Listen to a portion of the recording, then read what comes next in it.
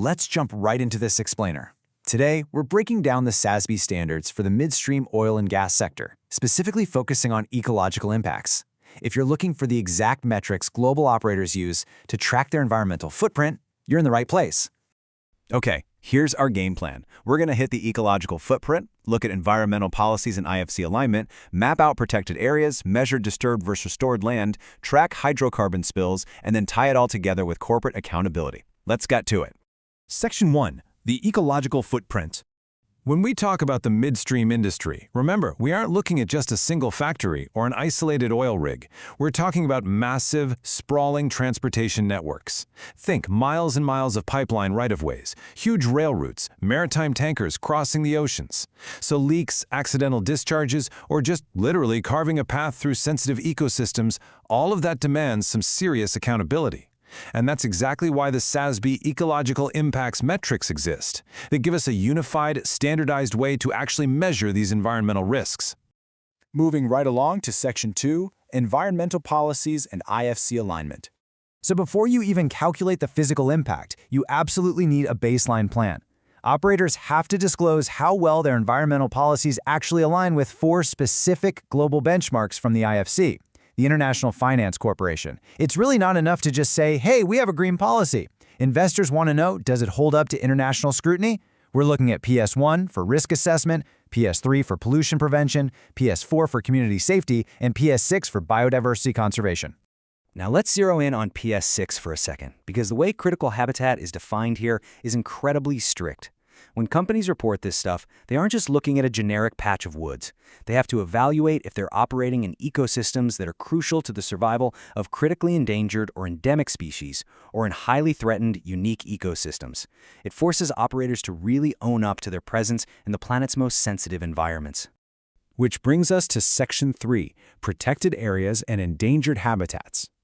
Okay, so how do we actually quantify how much of a company's footprint is sitting on sensitive ground? Well, it's a pretty straightforward formula, really. You take your numerator, so the land area that's in a protected conservation status, plus any area that's a known endangered species habitat. Then, you just divide that by your denominator, which is the total land area the company owns, leases, or operates, including things like easements and rights of way. Do that math and boom, you get the exact percentage of operational land that carries a high ecological risk. But, you can't just guess what counts as protected. The SASB framework doesn't play around with vague definitions. To actually count in that numerator we just talked about, the land has to fall into a strictly recognized international category. We're talking IUCN protected areas, Ramsar wetlands, UNESCO World Heritage Sites, Natura 2000 sites, or habitats for species on the IUCN Red List. Basically, if critically endangered species currently live there, breathe there, or migrate through there, it counts. And keep in mind, distance is a huge factor here. 5 kilometers. That is the magic number. Under this standard, if an operator's facility or boundary is within exactly 5 kilometers of one of those protected areas or habitats, it's officially classified as being near a critical zone. So you don't literally have to build a pipeline right on top of a UNESCO site to trigger a reporting requirement. Just being within that 5-kilometer radius is enough. All right, Section 4, Disturbed versus Restored Land. Let's talk about the dirt itself. Operators have to report on 2 heavily contrasting metrics here. On one side, you've got the terrestrial land area disturbed.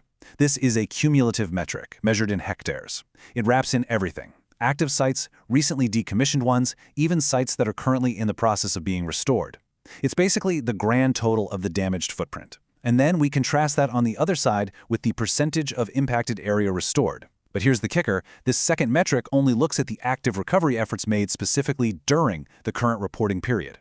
And just to completely cut off any chance of greenwashing, the word restored is tightly guarded. An operator has to meet this specific baseline definition from the Society for Ecological Restoration to officially claim a hectare is restored. I mean, you can't just throw some cheap grass seed over a pipeline trench and call it a day, right? It has to be a demonstrable, active process of assisting the ecosystem's recovery.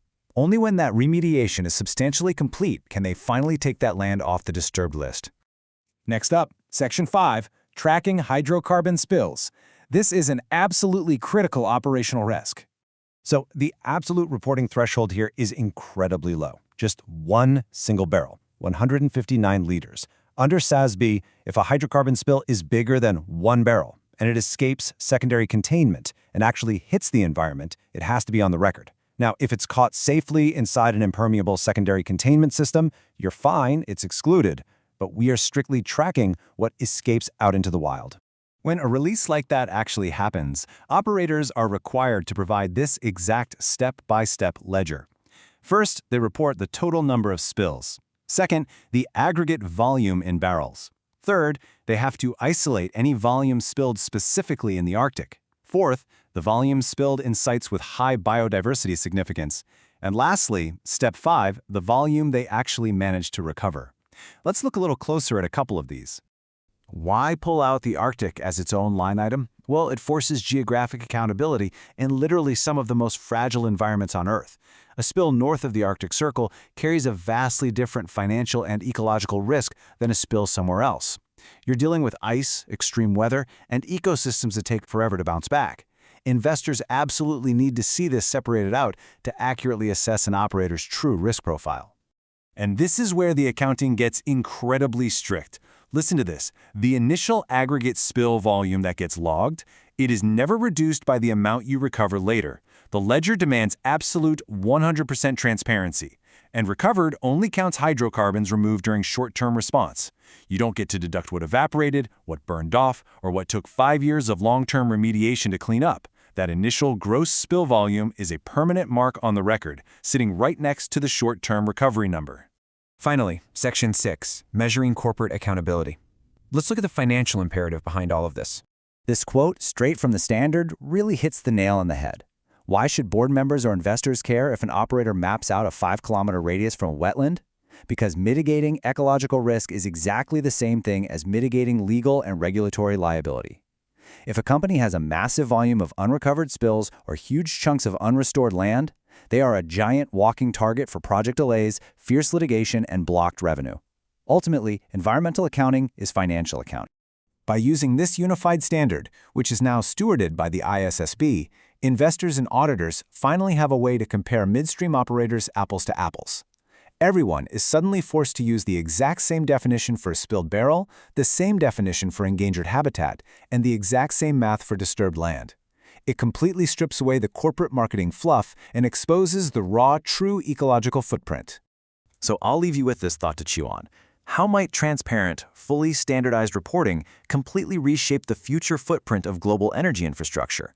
When literally every spilled barrel and every single hectare of disturbed land is tracked openly, the baseline for operational excellence has nowhere to go but up. Thanks for hanging out with me for this explainer, and keep learning.